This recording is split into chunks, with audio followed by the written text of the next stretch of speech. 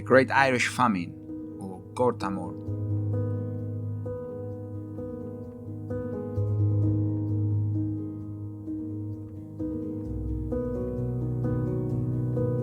The Great Irish Famine is one of the most important events in the history of Ireland. It's a key event that took place in the 19th century, in the 1800s, and it also changed the relationship between Ireland and Great Britain.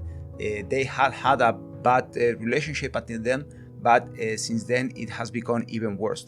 It also has had a great impact in the future history of Ireland, and it's probably one of the causes why Ireland is an independent country today.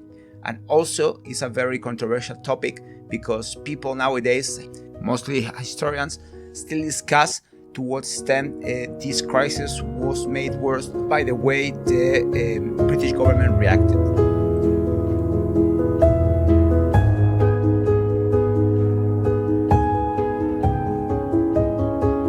Now we are going to talk about the causes of this horrible event, and they are very complicated, and historians will talk about many different causes, but we are going to focus on 2 or 3 things.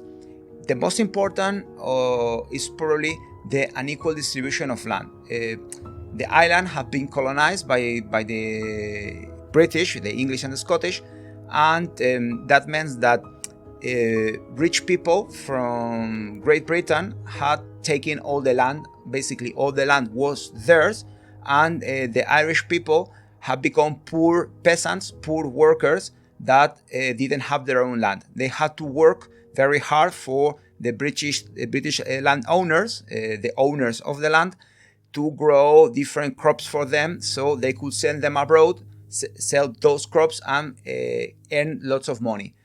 And that means that the Irish farmers, the Irish families, had very little land, very small plots of land to grow their food. And that is going to connect with the second cause that brought about this horrible, this dreadful and terrible famine. The idea is that when you have so little land to grow all your own food, you need to use a crop that is very productive to give food to your whole family. And the Irish people were using the potato, and a specific variety called the Irish lamper. And it was a very productive type of potato, and it could give lots of production to give food to the whole family. But the problem is when you rely on just one crop, when you just have one crop to give food to everybody, if there's a problem with that crop, like a disease, something goes wrong and kills that potato, everybody will die. And this is what happened. There was a kind of a disease, an illness called the potato blight. That was a type of mold that killed all the potatoes, and therefore people didn't have enough food to eat. And also, this is not a cause, but we're also going to talk about how the British government tried to pass some pieces of legislation, to pass some laws to help people, but they were very inefficient, and that made things even worse.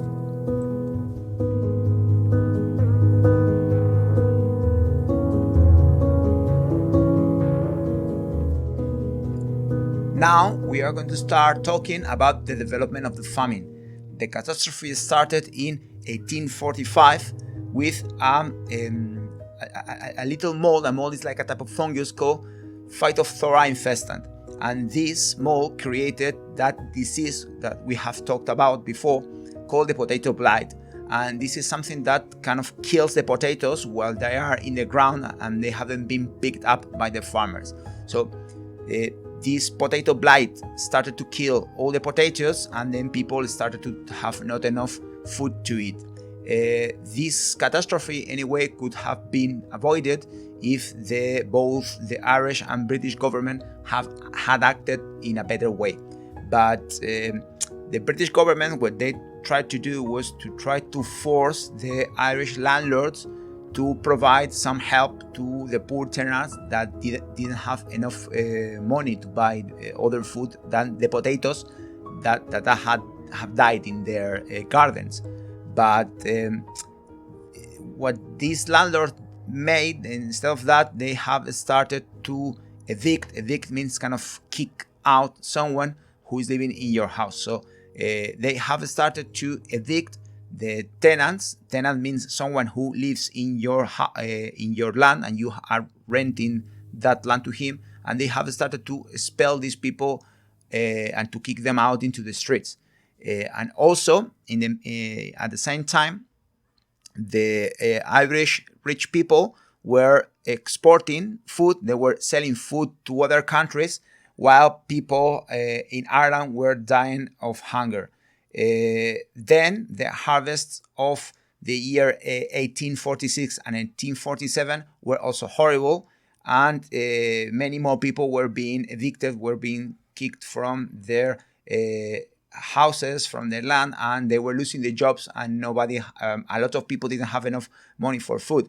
The worst year was the year 47 to 48, where like crowds of people were already walking from town to town and from village to village, trying to get some food, and they could only find some money or some food working in something called workhouses, that were like some dreadful or horrible places where they would give you some food or some money, but in exchange you have to work for the whole day in horrible conditions as if you were a slave.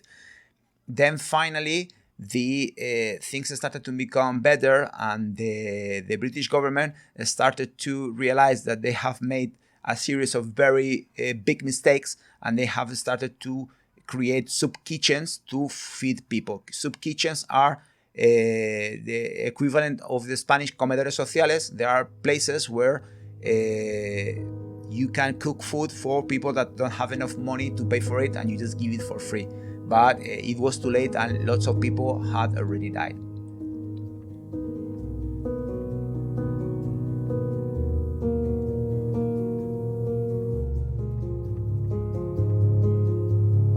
The consequences were terrible. Today, historians estimate that about 1 million people probably died because of this famine.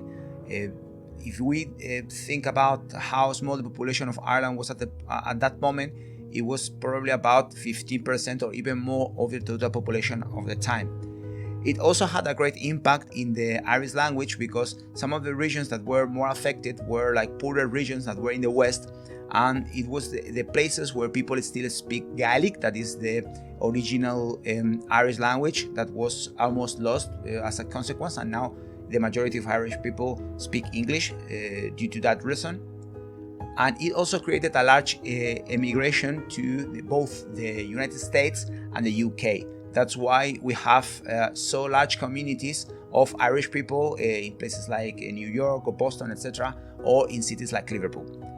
Also, this crisis created a hatred towards the British authorities that still persists, and still many Irish people hate the British government and the British institutions.